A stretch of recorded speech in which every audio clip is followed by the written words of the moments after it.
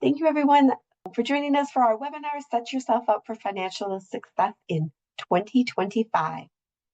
So my name is Dawn Watson, and I am a Partner Experience Manager with GreenPath Financial Wellness. GreenPath is a national nonprofit financial wellness organization, and our mission is to empower people to lead financially healthy lives. GreenPath is partnered with Genesis, and we look forward to discussing how you can work towards your financial goals in 2025. So our agenda today is going to start with what we mean by financial success, and then cover 5 ways to set yourself up for financial success, including some action steps, and then wrap with some advice and some resources as well.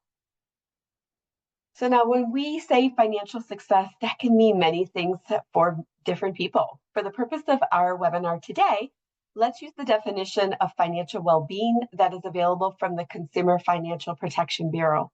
And they define it as having control over day-to-day, month-to-month finances, having the capacity to absorb a financial shock, so some savings, are on track to meet your financial goals, and have the financial freedom to make the choices that allow you to enjoy life. So if we can experience some or all of these components of financial well-being, it sets us up nicely to see success in many areas of our financial lives. So with that understanding, let's dive into the 5 things that we can do to set ourselves up for success as we are continuing through 2025. So the first action item we're going to discuss is how to actively budget. Now, some people find the idea of a budget to be restrictive, but really a budget is simply creating a plan for your spending. You want to be sure you get the value of every hard-earned dollar you earn, and that it's working for you, helping you reach those goals. So essentially, you are laying out what you'd want to do with your money, or maybe a goal you're working towards, so you can actively track how well you're sticking to that plan and how close you are to reaching the goal. So if you find it difficult to budget or plan out your spending, you're not alone. So what percentage of Americans do you think have an actual budget that they regularly follow? If you want to put that percentage in the chat, I'm just curious what you all think. So 25, 35. You guys are 40, really, really close. So about 32% of Americans say they review a budget and spending on a regular basis. So also, the average American spends, in all reality, about 4.5 hours a year with scheduled time on their calendars for finances. So not only is it hard to make the time to plan out spending, but it can also be hard to know when to start and how to create that budget. It's definitely worth finding the time to work on the budget, because budgets help us keep our fingers on the pulse of our monthly financial situation. So I would like to relate a budget to a roadmap or a plan to get you, say, to a fun vacation. You wouldn't go on a trip or vacation without a little bit of planning. I know planning isn't usually that fun part of the vacation, but without planning or building that roadmap, it's hard to know when or how you'll be getting to that final fun destination. Or if you need to take a detour on your journey without that roadmap, it would be really hard to get back on track and on your way to your destination. So kind of the same with a budget and financial goals. If we have an unexpected emergency expense without that spending plan, it would be really hard to get back on track towards those goals. So what can we do to set ourselves up for financial success? Set some goals. This could be taking that vacation you've been dreaming of. It could be saving for a down payment on a house or a car. It could be paying down your debt or saving to send a child to summer camp. I encourage you to talk with your financial partners, if you have one, to ensure you both are on track to work towards the same financial goals. So keep in mind, the goals don't have to be huge. You can start with really small ones. Maybe set your goal is to save $5 from each check to begin your emergency fund. So for me, a goal outside of my regular everyday family budget, we have been working on our backyard over the last year. And one of the final things that we need to do is purchase the gazebo, one of those that you can put on your deck. And so we've been saving for that goal since last year. and setting money aside every single month so that when the deal comes along, so I'm constantly looking on the Lowe's and at Home Depot and all the places to see what's available and what prices there are, so that when I have found that perfect gazebo with the perfect deal, I'll have that money now available to make that purchase without impacting other areas of my budget. And this is going to allow us now to have less money going out in other ways because we can entertain here and we can do things as family, and we're going to have this space outdoors to do that. So next time, take the time to really write down, as you're thinking about what you're going to do, write down your income and your monthly expenses, which will help you track your progress towards your goals.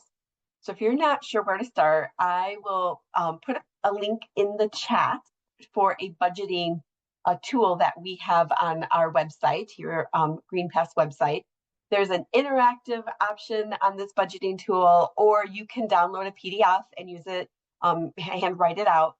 But really starting to understand where your cash flow is going is extremely important so that you can set realistic goals and be able to actually see progress working towards achieving them. Also, I would recommend using your online baking, your mobile app. If pen and paper aren't your style, you can also automate tracking of your expenses using mobile banking and a lot of budgeting apps. So these apps will do the tracking for you. You could go to your Google store or your app store and just type in budgeting tracker, and they'll come up with a variety of things. Check them out, see which one you think is going to work best for you. So these are definitely a great way to do it. I know in my household, I don't use that. I don't use an app just because I know that my husband would never, ever go look at it. So we actually use the old pen and paper method, and that works well for us, but it may not work well for all of you. And I know this can feel very overwhelming at first. So if the system you start using isn't working, that's okay. Take a different direction, take a different approach. Don't give up, but definitely pivot so that you can actually start seeing that progress.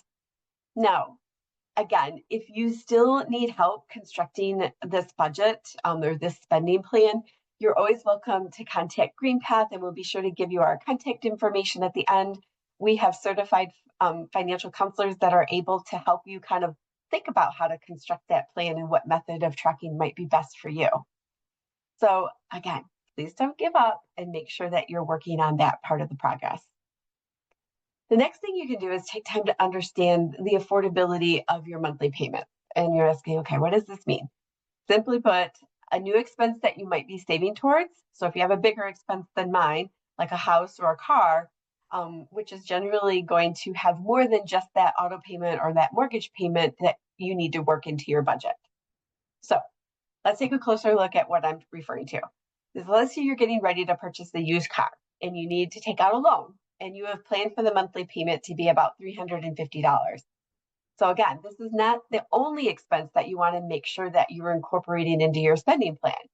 You'll also want to make sure that you have the appropriate insurance, because if you have a loan, now you're going to need to have full coverage. Let's say that that's an additional $100 a month over what you are already paying.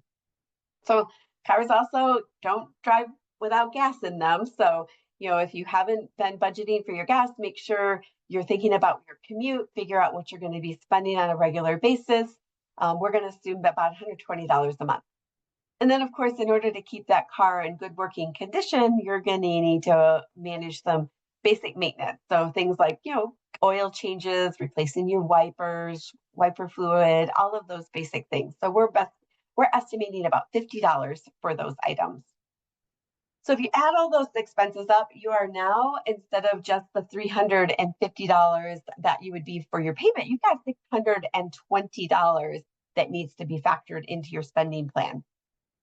So if you take that extra money that wasn't originally thought about in the original payment, the $270 a month, that adds up to $3,240 over the course of the year. So this shows if you don't account for those additional expenses that come up with owning a car, you can really add up, throw a wrench in that spending plan, and could really hinder your progress towards your financial goals. So you've probably heard me say at least once, if not twice, it's really important to understand what these costs are. Really take that time to calculate that full cost. So again, we just did that with the car example, but this could be done for any and all things that you're spending money on to ensure that it is fitting back into that budget. Now that you've done that, you want to build all expenses into your budget. So you want to add any new expenses into your current spending plan. Again, this will give you a good idea of what's actually affordable or how new expenses can affect the plans that you already had in place or being able to reach those financial goals. It is possible that after working in the full cost of a new expense into your spending plan, that you might not find that it fits in there. And so you might need to reevaluate. Maybe you need to delay that goal, or maybe you need to evaluate the amount that you intended to spend on the actual car purchase so that you can reduce the monthly payment and allow for these additional expenses to be incorporated in. But I mean, when you're building out your spending plan, really initially, for sure, think about all of the little things. Think about all of the expenses that are going out for like your subscriptions, for money that you might be giving your kiddos for every day, like, oh, mom, I need this much money. If you're not including those items into your spending plan, you're likely going to be a little off on your numbers, and you might start creating some goals that won't necessarily be attainable because you don't have a complete picture. So once you have that spending plan, you'll really track it, really make sure that you're living by it, that it is realistic for you to live by it so that you can be successful. Next, step 3, you may find yourself in a situation where you may need to borrow money. In situations where money is tight, you may need to borrow, and we really want to avoid payday and high interest rate lenders.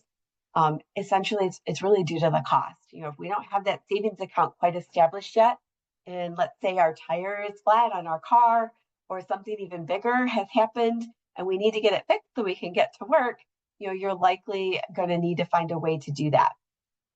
So I'm sure you've all seen those payday loan ads on TV or on billboards, or as you're driving down the road, you'll see them on in town.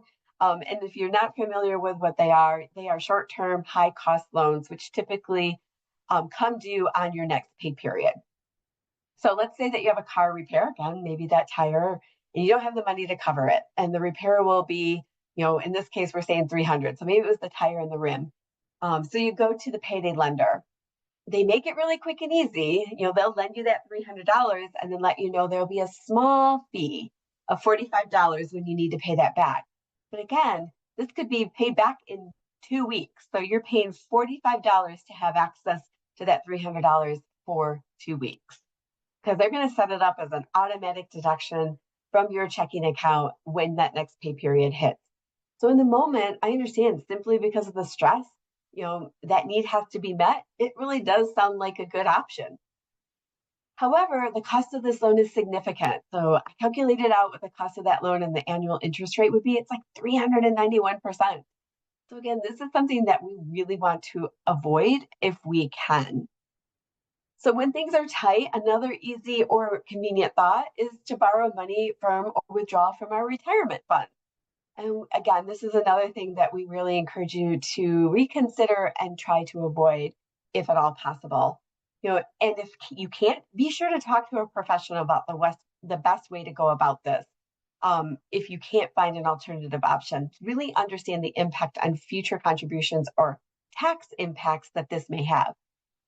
So instead of the previous 2 things, maybe consider exploring options with your creditors or services that you have. Maybe they're able to allow you to skip a payment for a while without negatively impacting you to handle that car emergency. You want to make sure that you're communicating with them what your hardship is, and they may be able to give you a hardship plan. So if it's something that's not going to end quickly, they might be able to give you a little bit of reprieve for an extended period of time, a few months, or maybe that 1 month skipping that one payment is going to be sufficient. Or maybe if they can't skip the whole payment, maybe they'll let you just make an interest-only payment so that your loan balance isn't, staying stagnant. You're at least making a little bit of progress, and you can skip that principal amount. This may give you the ability to handle that unexpected expense in the budget. Again, if you are curious, if you're thinking or if ever in your life you're experiencing one of these hardships, you're welcome to reach out to us. We might be able to look at your situation and provide some recommendations on ways that you could do that to avoid having to take that payday loan or to pull from that retirement account. Also, don't forget your financial institution. If you're with Genesis, contact them. They do offer some short-term loans that might be way more affordable. And you can talk with them about options with their products, or if you already have lending that you're doing with them, maybe they can help you with those deferments. But if you don't ask, they don't know and they wouldn't be able to help you. So definitely communicate that. Also, kind of in line with step 3 is step 4, having a savings plan. And I'm not talking about just your retirement. Yes, that's important to have retirement savings. But for our focus today, we're really talking about emergency or everyday savings that you can use to cover those emergencies. So a quote that we love to share when talking about this topic is, the shortest period of time lies between the minute you put some money away for a rainy day and then the unexpected rain arrives. I'm sure you probably can relate to this. I know we all probably had something happen. I sure can say that we have in our household, but it isn't something to be discouraged by, because now you've got this emergency fund, hopefully, that you've been saving, and you can pull from it, and then you can pick back up and start over again. So what we can do to start to plan for these things is really, again, think about what is going to happen potentially every year, maybe infrequently, but things that we know are constantly going to be coming up. So think about, your holiday. We just ended Christmas a couple months ago, or if you're celebrating another holiday, think about, what you can do to set yourself up for not scrambling next November, December, in 2025 here. And you can start planning in advance for those holidays. Or maybe you're looking at your other expenditures, like your car insurance. Maybe you're paying a extra fee for them to let you pay it monthly. And if you could incorporate a plan into your spending to be able to make it in an annual or every 6-month payment, you would be able to save some of those additional costs that they might be charging you. So to set yourself up for financial success, it's first by automating these savings. Even if it's a small amount of money or feels like it's a small amount, get into the process of automating and take yourself out of that equation. So if you have to manually transfer that money, you're going to have a lot less success. So I know we do that, in our household. We actually have that account go where we don't normally frequent, so that we can easily make sure that money stays there. We make it super inconvenient. If we need it, we really are going to need it. Second, determine your savings needs. Maybe start with one, again, periodic expense, and determine how much you need to start saving for that. Review what you spent, say, this last holiday season. Check your online banking or your credit card statements, or however you pay for those expenditures. So let's say it was $600. So essentially, we've got 10 months heading into the holidays. So you're going to start saving $60 a month in March so that you'll have those funds available to cover that expense. And you can do this with all of your periodic expenses. Again, birthdays, if you pay your property taxes or insurance separate from your mortgage payment, car maintenance, home maintenance. There's so many things that could go into this situation that you can start planning for.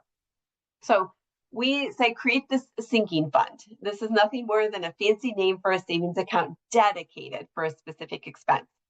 So instead of having that $60 go into for the holiday savings, instead of it going into your regular savings account for your emergencies or the other 5 or 10 things that might come up and be used for, make your own dedicated account for that particular expense. And that way you'll have a better idea of tracking to make sure that you are going to meet the goal. And you'll be able to see what you have available in all of the other savings features that you're trying to set up. So, the credit union has these sub-accounts, so you can categorize them specifically for these periodic expenses that you have. So if you haven't been doing this, please reach out to your financial institution or Genesis to discuss setting up these savings accounts for these purposes. So if you didn't set money aside and you plan to spend money, you don't really have, consider, again, if you need to take out a personal loan instead of using some of those other high cost payday lenders that we just talked about. And also don't forget, it's tax season. This is another great way to front load some of those sinking funds. So if you're like, oh, I don't want to set aside $60 a month, I really was hoping for 30, maybe you deposit a little bit of money up front from your tax refund, and then you can reduce that monthly amount that would be going for that particular category. So again, really start thinking about the best way, because the faster you start, the more you're going to be in a better position when those things arrive. So let's talk about our fifth topic, impulse spending. We've all been here. I know I have. You're out and about, you see an item that you weren't planning on buying, you buy it anyways out of impulse. When talking about impulse spending, I know you've heard, you probably heard a lot of times, you'll stop getting your coffee on your way to work. That $5 could be spent on something else. And that could be true. But if you have it in your budget, then it's not an impulse. It's factored in, it's a planned for expense. But if you're just doing it on the whim, then it is impulse spending. And either you want to factor it into the budget, or you want to think about ways to remove the impulse from actually making that purchase. So let's look at a scenario here. Let's say during the course of the week, I'm out taking care of errands and I grabbed some food while I'm out. And I have to admit, I did that last night. Stopped and grabbed some Subway. So $20 was actually, let's say $20 was spent on that. It was a little bit more, I have to say. Then later in the week, you're shuffling the family around and you don't have dinner plans. So you stop again and grab carryout. And let's say it's another $28 to cover that. And then you're out at the store, doing your everyday weekend shopping trip. You stop at, say, Meijer or Target or wherever, and you see this really cool thing that you think would look great in your house. So you spend $19 to buy it. So you've spent over the course of that quick shopping trip, this week, 1 week, $67.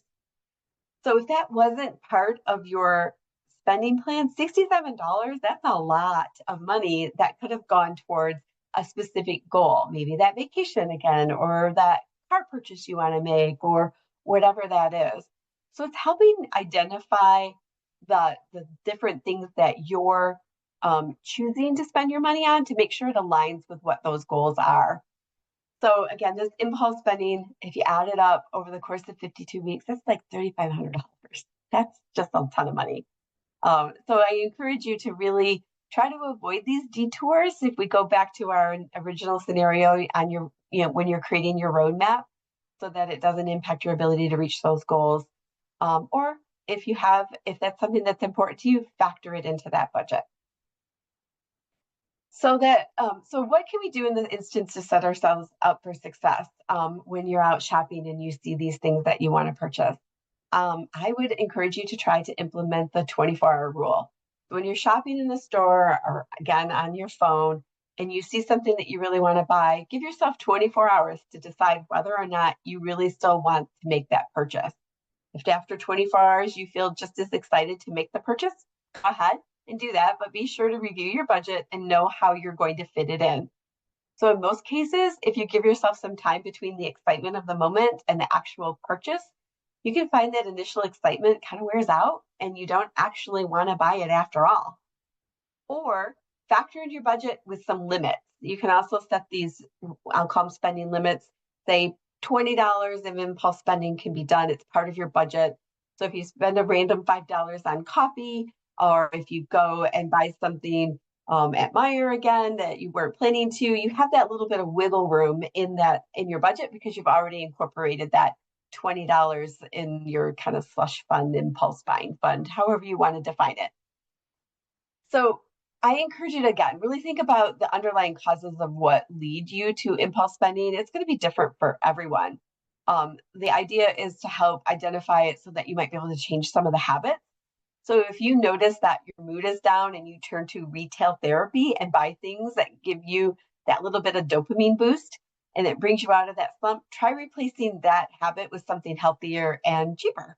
Example, maybe going for a walk or, spending time with your pets or your kids, or just doing some good breathing exercises to kind of realign and get you back in the place where you realize, I don't really want to do that. So again, really think about what is causing the decision to make some of these changes will hopefully help you save money in the future. So here again are our list of steps. If you recall our definition of financial success from earlier, you can see how these steps can help you reach towards that control over your day-to-day and month-to-month finances. Again, knowing where your money is going is going to be key. Can help you absorb or respond to a financial shock, creating those spending savings accounts so that you have that money to refer back to. Giving you the ability to meet your financial goals, really thinking about the most healthy way that you can manage something that's happening in your financial life so that you're not going to high-risk lenders, payday lenders, pulling from retirement. And then giving you that ability to have flexibility and choose how you want to enjoy life.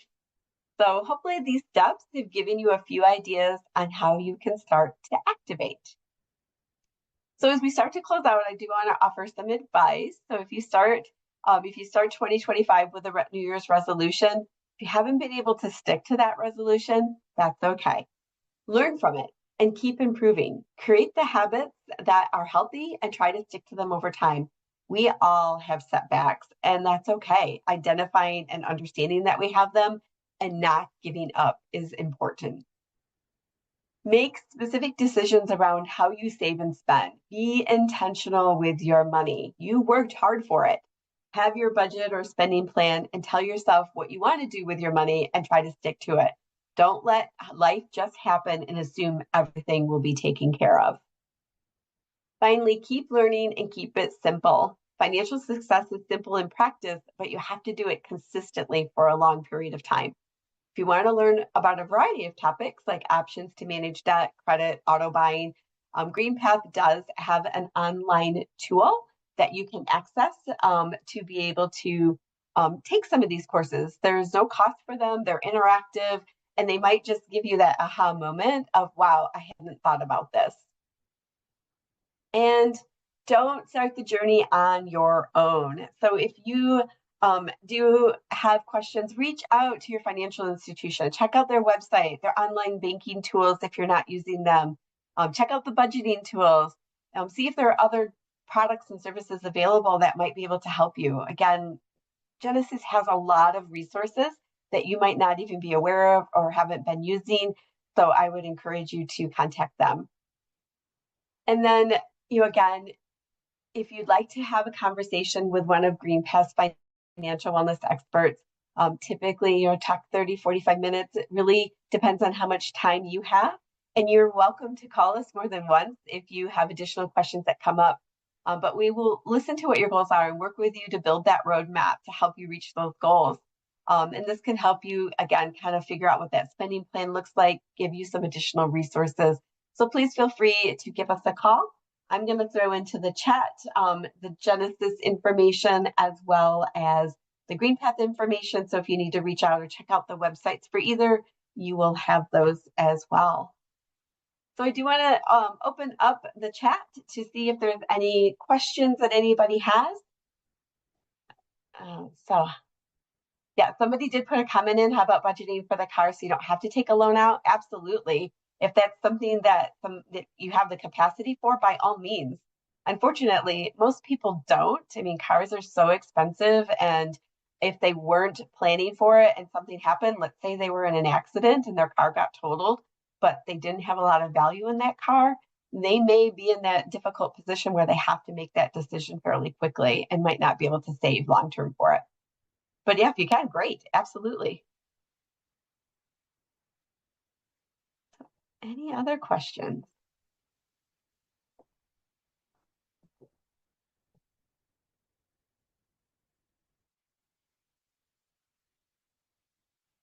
I have a credit card that has a 7% interest rate and has a large balance. What can I do to pay it down sooner?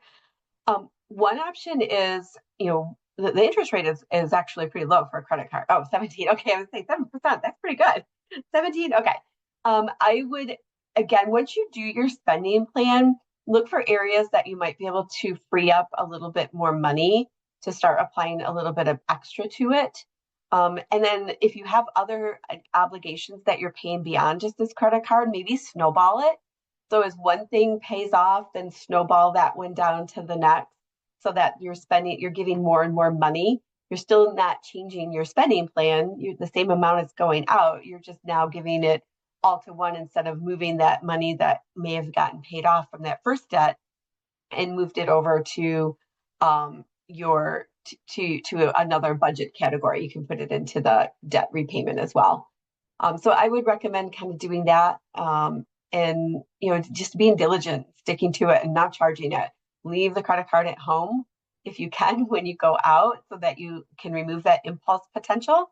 That's another thing that you might want to consider.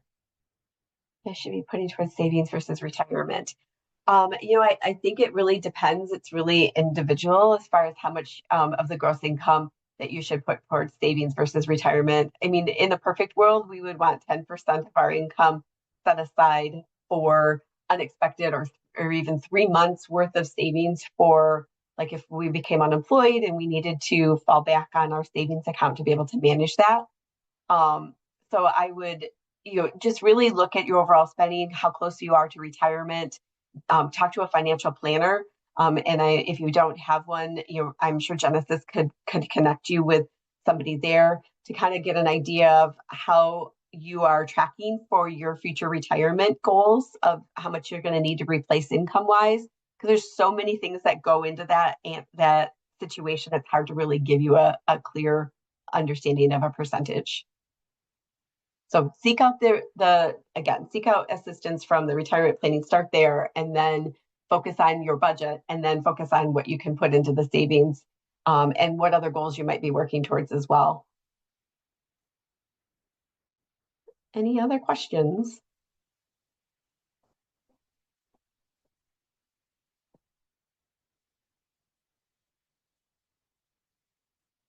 Hopefully everybody is going to be able to take away at least one thing from the conversation today that you're going to activate on very, very quickly.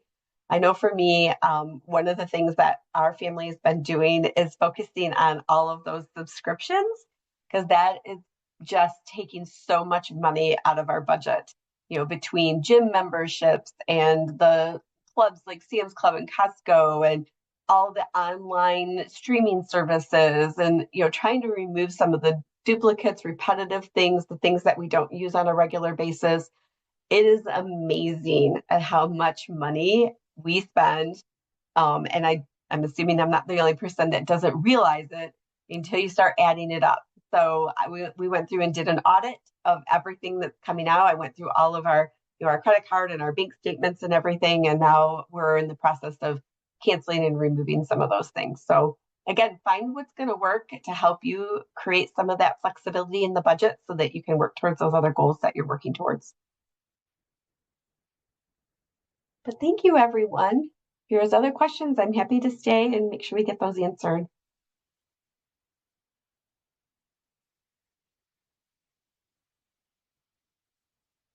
All right. Well, everyone, have a wonderful rest of the day today. As I said, we will be sure to get this recording sent out with some resources that will be included in the email. So thank you, everyone.